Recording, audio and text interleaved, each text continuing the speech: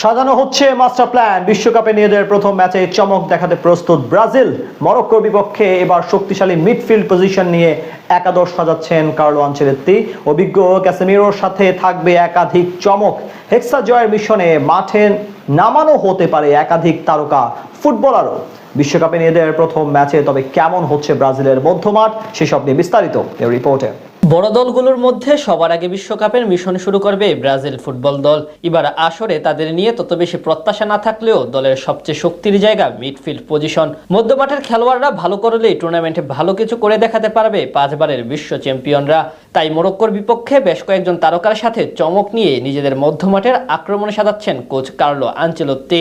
প্রথম ম্যাচে দেখা যেতে পারে একাধিক সারপ্রাইজ। ব্রাজিলের সাম্প্রতিক বছরগুলোর পারফরমেন্স মোটেও ইতিবাচক না, তবে ইতালিয়ান কোচ আনচেলত্তির অধীনে ধীরে ধীরে নিজেদের সেই চেনা ছন্দ ফিরে এসেছে হলুদ জার্সিদারিদের মাঝে।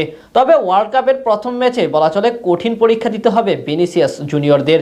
এই ম্যাচে তাদের ভালো করতে হলে পারফর্ম করতে হবে মিডফিল্ডারদের। দলের সেই পজিশনে সবচেয়ে বড় নাম কাসেমিরো। সাবেক রিয়াল মাদ্রিদ তারকা 2022 বিশ্বকাপের পর জাতীয় দল থেকে বাদ পড়লেও আনচেলত্তির অধীনে আবারও সেই পুরনো রিদমে ফিরে এসেছেন এবং দারুণ পারফরমেন্স করছেন।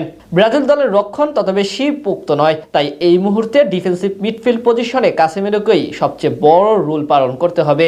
তিনি ভালো করলেই কেবল হেক্সা মিশন জয় করা সম্ভব। ডিফেন্সিভ মিডে কাসেমিরোর সাথে দলের উপরের অংশের আরেক প্রাণভোমরা ধরা হচ্ছে ব্রুনো গ্রিমেরায়েসকে। নিউক্যাসল ইউনাইটেডের এই সেন্ট্রাল মিডফিল্ডার টুর্নামেন্টের ব্রাজিল দলের জন্য অন্যতম গুরুত্বপূর্ণ সদস্য। শেষ কয়েক বছরে জাতীয় দলের শুরুর একাদশে নিয়মিত জায়গা পাচ্ছেন তিনি। মিশরের বিপক্ষে সবশেষ প্রস্তুতি ম্যাচে পেয়েছেন গোলের দেখা। তাছাড়া আনচেলত্তির প্ল্যানিং এর বড় একটি জায়গা জুড়ে আছেন গিমারায়েস। দলের আরেক গুরুত্বপূর্ণ সদস্য লুকাস পাকেতা নিজেকে এখনো বড় জায়গায় নিয়ে যেতে না পারলেও কাতার বিশ্বকাপের আগে থেকেই ব্রাজিল জাতীয় দলের নিয়মিত সদস্য তিনি। গেল বিশ্বকাপে দারুণ পারফরমেন্স করেছিলেন এই মিডফিল্ডার। এছাড়া পানামার বিপক্ষে প্রস্তুতি ম্যাচে তার পা থেকে এসেছিল এক গোল। মূলত অ্যাটাকিং মিডফিল্ড পজিশনের দায়িত্ব উঠতে পারে তার কাঁধে। সবশেষ সিজনে তার পা থেকে এসেছে মোট 13 গোল। তাদের সাথে ওয়েসলির ইনজুরির পর স্কোয়াডে নতুন করে যোগ দিয়েছেন এদারসন। ইতালিয়ান লিগে খেলা এই মিডফিল্ডারকে মূলত নেওয়া হয়েছে প্রথমার্ধের শেষে ভিন্ন কোনো পরিকল্পনায় কাজে লাগানোর জন্য। বল পায়ে যে কোনো মুহূর্তে ত্রাণকর্তা হয়ে ওঠার সম্ভাবনা রয়েছে তার মাঝে। তাই মরক্কোর বিপক্ষে ভালো করতে হলে অবশ্যই বল পায়ে মিডফিল্ডার সবাইকে ভালো পারফরমেন্স করতে হবে। সাধারণত ফুটবলে একটি দলের সবচেয়ে গুরুত্বপূর্ণ পজিশন বলা হয় মধ্যমাঠকে। এদিক থেকে যারা যত বেশি ভালো তারাই তত বেশি ভারসাম্যপূর্ণ।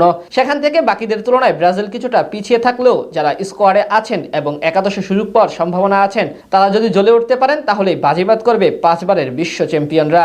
আগামী 14 তারিখ মরক্কোর বিপক্ষে মাঠে নামবে ব্রাজিল। এই ম্যাচে অবশ্যই জয় পেতে চাইবেন কোচ কার্লো আনচেলত্তি, কারণ এত বড় টুর্নামেন্টের শুরুটাই সবচেয়ে বেশি গুরুত্বপূর্ণ।